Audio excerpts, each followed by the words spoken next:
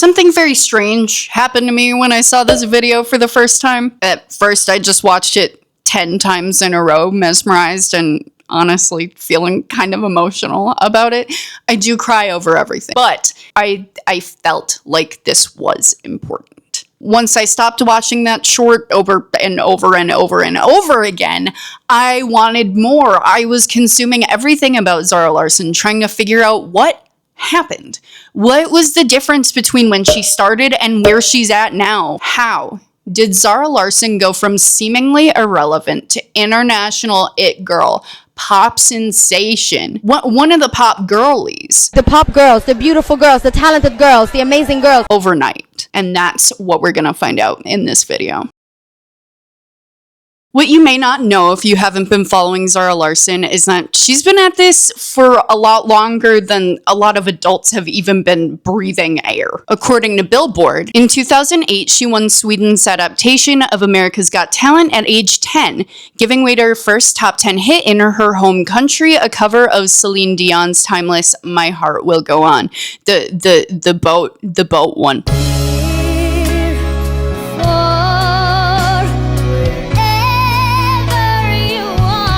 Introducing her debut EP arrived 4 years later, spawning her first Swedish #1 hit, Uncover. By 2013, she signed with Epic, setting in motion her US crossover odyssey, which reached a key inflection point with the release of Lush Life as the lead single from her international debut studio album, So Good, in 2015. To date, Zara is a 4-time winner at the Grammys.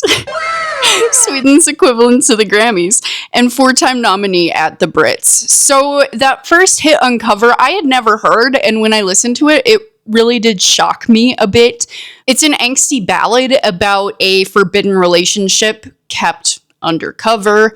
In the video, Zara, first and foremost, is the most precious baby. A look at the braces, and everything is completely different than the pink Malibu Barbie rhinestone princess we know today. Like I said, it's angsty and the content itself is a little bit edgy. It's, you know, a forbidden romance coming from a child. And while her talent literally oozes through her pores, even though it went platinum 6 times over in Sweden, the song kind of just feels like a song. But my opinion doesn't really matter because the charts were getting people talking. People were getting excited. They saw Zara's potential. She had immediate success with her first ever EP at age, wait for it, 14. Not long after, 2015, Lush Life. 2016, Ain't My Fault. And then her very first international studio album, So Good, came out in 2017, adding bops like Never Forget You and Symphony. Now, keep that in mind, Symphony 2017, good. What happened next, unfortunately, is where Zara was convicted and began to serve her sentence in the Khia Asylum. If you don't know, the Khia Asylum is a fictional prison where artists go when they flop or go absent in the media immediately after a big hit. Current inmates include people like BB Rexa, Ava Max, Anne Marie. I'm here at the Khia Asylum. They said I can't stop until I lose 30 pounds, so I'm too fat. Or if I have a hit song. Meanwhile, stars like Charlie XCX and Sabrina Carpenter are considered escapees of the asylum, which, like, I don't know why Sabrina Carpenter, but I didn't research her. That is not this video. A big part of her crime was really just the time it took between this initial success with her first international album and coming out with the next one, Poster Girl. It was disappointing, to say the least. Obviously, you don't want to wait 4 years for, you know, a sophomore album for people outside of Sweden. And all the while, any momentum and hype that she could have been building was literally just dissipating, fading away. Fans are really important when you're an artist. You need people to buy your things. You need people to go to your concerts. And if you leave them hanging and they have nothing to be excited about, they're gonna find someone else to be excited about who is releasing music, unfortunately. Like, for example, Rihanna could release an album at any time in the next 40 years, and I think everyone alive would buy it. Oh yeah, this is the type of heat that makes you never want to do it again. But when it's coming off the heels of your first album that did well, but you know, it wasn't breaking records in the US or anything, I think maybe a couple songs hit the top 100. People aren't gonna wait that long for you. Like, the world is gonna keep spinning without you.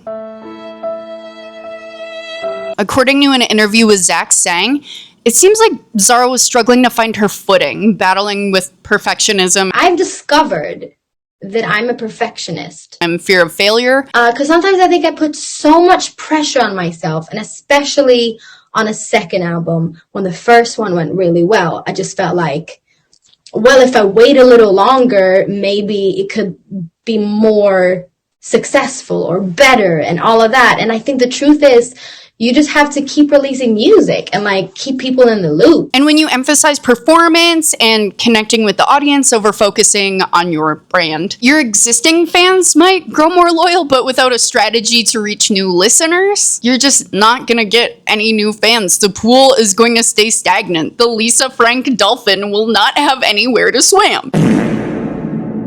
Honestly, I kind of get it. I think anyone who's ever been creative and had something do well can relate to this. I definitely relate to this. I'm back after 2 years. Hi. Obviously, it's a different level. But like I say, any artist, any creative understands to some extent how she might have been feeling after this immediate, potentially overwhelming success. So yeah, I think it's understandable, but that didn't make her decisions any less bad for her brand, her business. And it really seemed like by the time it came out, people were just, there was no interest. I could only find one like substantial review by a big publication of the album from Pitchfork by Danny Bloom.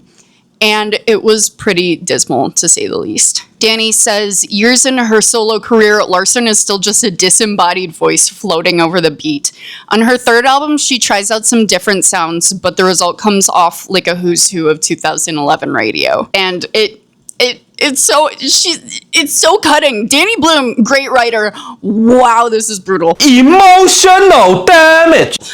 Zara Larsson makes breezy, digestible electropop, all shine but no substance. The record sounds more like a sun-splashed artifact from decade-old pop charts, filled with dated references and fizzy hooks, clunky metaphors, and boundless optimism. Even when Larsson stays firmly in her comfort zone, she struggles to convey a sense of character or identity. The worst part about this is that Danny Bloom's piece was really honest and for the most part kind of true. I'm not gonna lie, the only reason I knew any of the songs off of this album was because I played Just Dance a lot.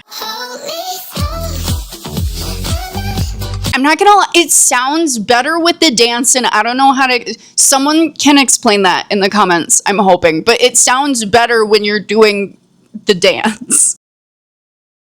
Nothing really hit the radio from that album, and after waiting 4 years, it kind of just seemed like this was the end. Her career was dead in the water before it really even got the chance to start. The album debuted at number 170 for the Billboard Top 200 albums in the US, selling just 7,000 copies. It debuted at number 3 in Sweden, but it's clear to me that while I don't doubt she loves her home country, Zara was really banking on being international. When I was younger, I wanted to be the best so bad. To go from so good to number 170 and 0 songs on the Hot 100, I can only imagine the panic and frankly the confusion Zara must have been going through in 2021. Some Redditors, I'm gonna read this, I'm gonna read it for ya. Vegan squash. Isn't squash inherently vegan? Is that I'm not vegan, but isn't that just vegetable? Anyway, I usually hate Pitchfork, but I agree with them for once. Zara doesn't really have an identity, and normally I wouldn't have a problem with that, but many of the songs on Poster Girl were really underwhelming and sounded like filler. Hopefully she can find a niche on her next album, because this wasn't it. Twink Yoda... I love Reddit. Twink Yoda says, this is one Pitchfork score I actually agree with. I love Zara, but this album is very generic dance pop and sounds like it belongs in 2017. So even her own fans were saying, girl, this ain't it. her own fans, people who say they love her. The Geesey Project says the pop landscape has changed a fair bit since she dropped Never Forget You and Lush Life in 2015. Listening to this album, it feels like Zara continues where she left off, and unfortunately, it ends up sounding behind the times. Going back to the styling, because this is something people talk about a lot. There was zero direction for this rollout, just none. From a pastel crop sweater and jeans, to Cher in the 70s, to Audrey Hepburn, to random weird looking gowns, it's a mess. And when you're collecting and performing music as all of these many varied personas, it's not gonna sound cohesive. In part, this blew my mind. I did not know this until I did all of this research. In part, it was because her stylist, Ryder Rips, which, first of all, dumb name for a dumb man, seemingly hated her and thought she had fat arms. He thought she had fat arms. He called her Zara Arms while sharing a picture of her having perfectly gorgeous, normal-looking arms. It made me so sad, too, because her defense to this was like, yeah, I just have, like, big arms. No, you don't! What the I don't know what's happening. By the way, says the loser who looks like every man at a Wisconsin Home Depot. Ew. I hate this man. If you're wondering, yes, that is Azalea Banks, who is a character of her own, but she's the one who leaked the text showing her then boyfriend's true colors and how he really felt about his styling client, saying things like Zara Armson, and I quote, "I'm serious," spelled incorrectly. "I think Z should get fatter and stop trying to be hot. Just be a fat..." What? Lately, I just feel like I'm going insane because nothing makes sense. Does anyone else feel like that all the time? It's whatever. It's clear to me that even if he wasn't deliberately sabotaging her, which I feel like you could debate either direction, he at the very least was not putting in his best effort. I don't think he likes her, and I think this is a theory based on nothing.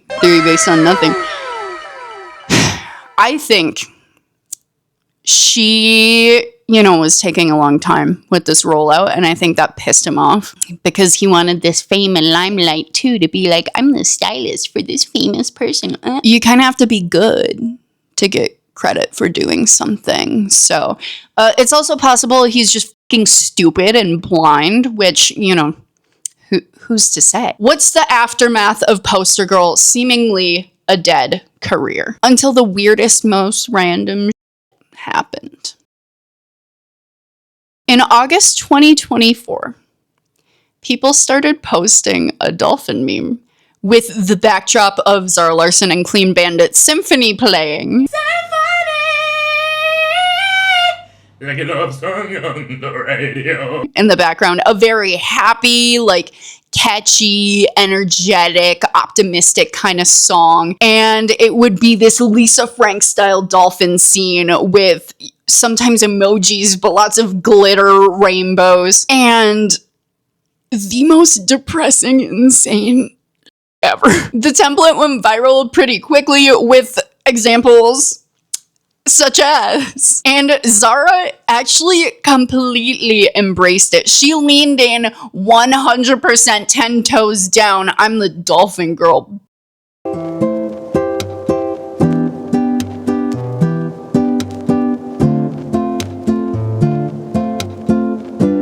She will roll with a joke. She will take that joke to the grave and not apologize for it. And now that she had enough attention to really share her personality with people, she got to do that. Can you explain what's going on with dolphins and symphony? No, I can't. I don't know how it started, where it came from. If my label would have told me, so we have this idea. It was something that had been sorely missing up until this point.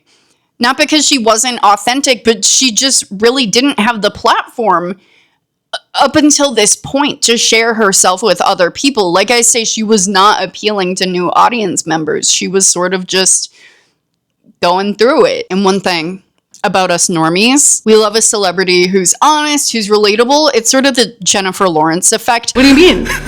What do you mean?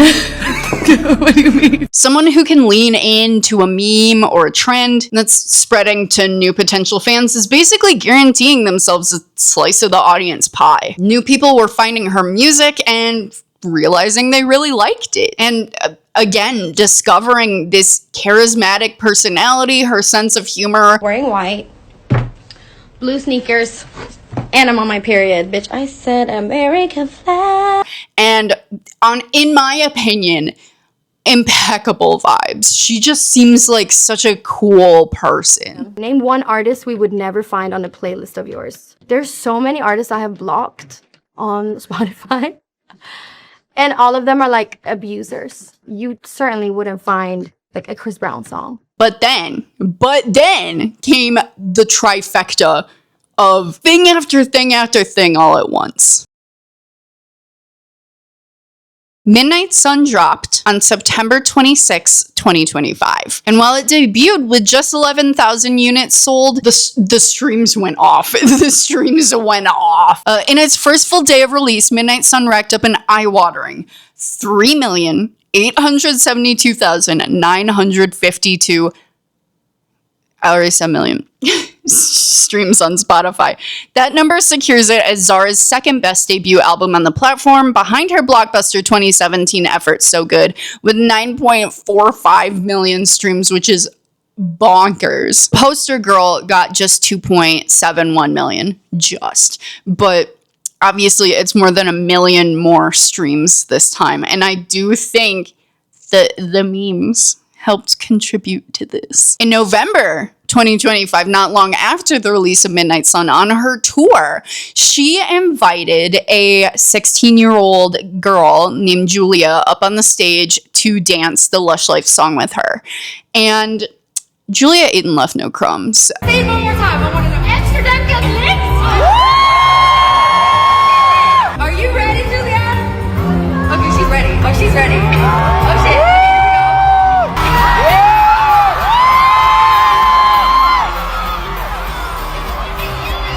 Know for a fact, I am gonna start unironically saying "Get Lit Amsterdam" for no reason, and no one's gonna know what I'm talking about. I'm gonna be so annoying.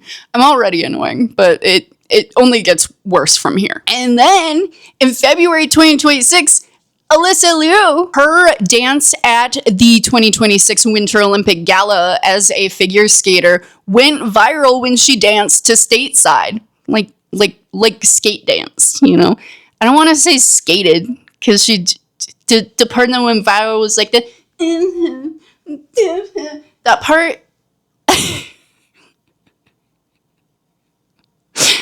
I'm alone in my apartment, and I think that's the right place for me to be. Not long after, in late March 2026, 3 of her songs will be in the top 40 of the Billboard Hot 100, including Stateside at number 6, Lush Life at number 36, and Midnight Sun at number 37. I think it's inarguable that right now, as I'm making this video, it is really Zara Larsson's world, and we're all just living in it. But how?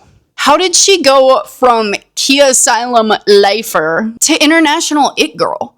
Literally such a huge inspiration for pop culture and fashion right now. Like, I look at her social media just to see her makeup looks, just to see her outfits. I don't know any.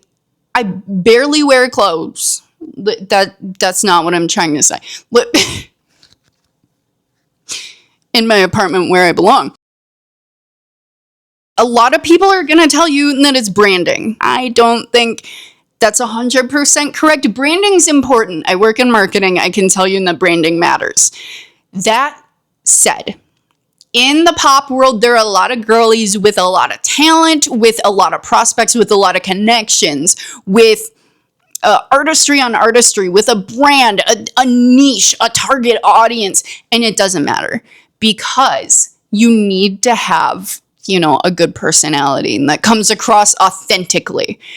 In the age of AI, you know, the ChatGPT hates to see Zara Larsson coming, really. But I don't think she would have blown up the way she has without her branding, without her team. So people like stylist Katerina Ospina, makeup artist Sophia Sino. Apparently she just met her at a party and they hit it off, which again, I'm gonna talk more on this, but this girl's personality is something else. And then designer Saoirse O'Rahale. Irish people send off in the comments. Help me. Here's the truth that nobody wants to hear and that nobody's talking about, because we all want to believe that if we do enough, that if we have a strong brand, if we have a strong identity, if we get enough people to like us, it's gonna work out. The problem is you can't really make people like you. I wish, right? That's sort of the big problem we have as human beings, is we can't just say, I like this person and I want them to love me forever. We can't do that. That's not how it works. Zara really made her own luck, but luck was involved, because to have so many, at this very important time in her career, to have so many social media memes going viral, exploding her followers, exploding her account, and she didn't have to do anything. Old songs, Symphony, old song, Lush Life Dance, that's an old song, and people started doing this dance, and every single one of these videos goes at least like semi-viral. But a lot of the way she made her own luck really has to do with why she was struggling in the first place, her identity. What the? My shirt's on backwards! I had my identity all along! And I want to be clear, identity and brand, I think you can argue are... I'm talking about her identity as a human being. I'm talking about her personality, not like the visual aesthetics of her brand, not the color psychology. She has such a fantastic personality and just this compelling passion for performance, for connecting with other people as she's performing her art. Firsthand, I am most definitely a performer. Some people go into their rooms and they take a writing block and they write about their feelings. I put on my high heels and I go in front of the mirror and I'm like, let me hear you sing louder! Her sense of humor helped her lean into these moments. If she was a little more sensitive, she might have brushed it off. She might have said, I'm not going to pay attention to this.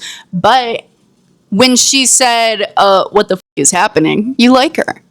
You like a relatable, normal person. So the sense of humor helped her carpe the diem, if you will. The work and joy she put into her songs made it so when the time came when people were ready for it, they re-embraced her old music, falling in love with it again. Maybe the world is on fire, but I can watch Malibu Barbie blow bubbles and throw dolphins and have a good time and dance with her fans and actually look like she's having a fun time. And these Lush Life videos continue to go viral, I believe, in part for this reason. I cry thinking about the one where there's all these little girls and individually she's like having them sing like lines of the song, and it's like I'm gonna cry. They're gonna remember that day for the rest of their life. Like, that's gonna be such a cherished memory that she made happen for those kids. And either she's an actress who deserves every award, or she is actually having fun, and maybe both are possible, but I'm leaning towards she's actually having fun. She loves this is in her blood. And these audience members, she's not just like, okay, you can go now. She is like, you did so amazing, you're a star. She gives them a hug. She's so excited to see them. Like, she lets them like pick her up, twirl her around. She is so in the moment with these people. Like, this means as much to her as it does to them. Even if that's not true, that's the impression that I think viewers get, and I think that's important. And when she's saying these things, when she's saying you did so good, you're a star, I think she means it. This woman has been nothing if not honest, even when it directly contradicts her best interest.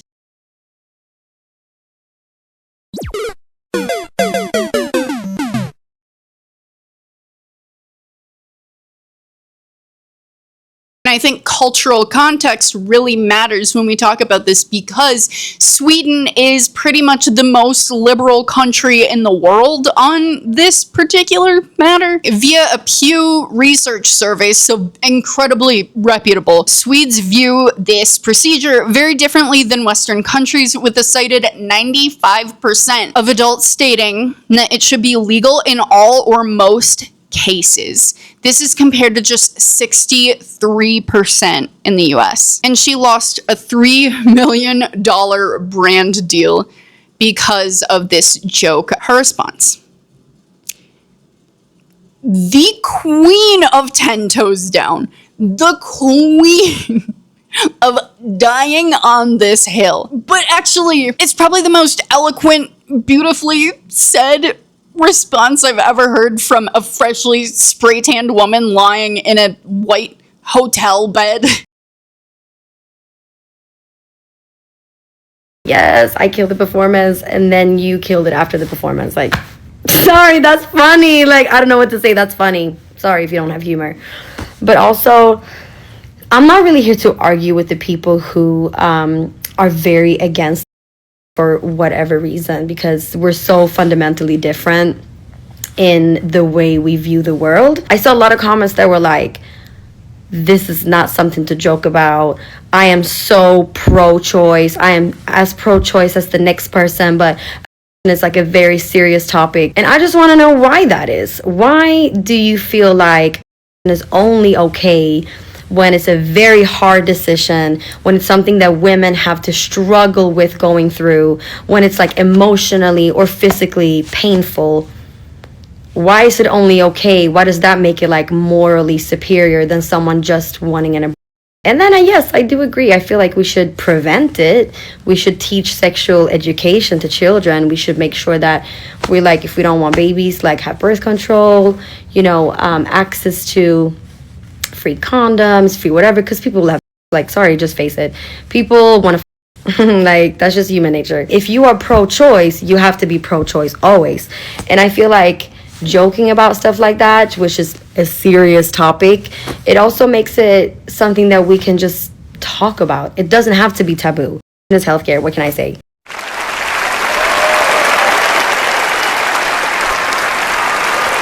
Healthcare. And I think it's up that we don't just think about it that way. I didn't write a transition, so we're putting in a transition now. What was so beautiful and incredible to me was the way she handled this entire situation with this joke. She didn't say, oops, I'm sorry. She's like, no, this is what I believe. This is how I feel about it. And this is what I'm going to say about it. I'm not going to change my beliefs or the way I act for your brand. I'm not going to do it. And that's her brand.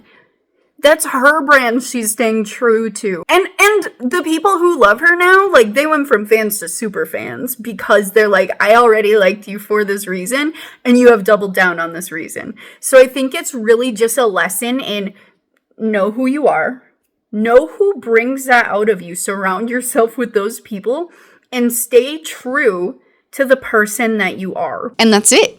I think the conclusion is luck is important, but we make our own luck to a certain extent, so we have to do what we can do to make that luck. And I think it starts with the people around us. Who are the 5 people you spend the most time with? Are you making friends with your future makeup artist at a party, or are you sort of waiting in the back and not interacting with the world? When someone does you dirty, are you calling them out and cutting them off, or are you letting it go?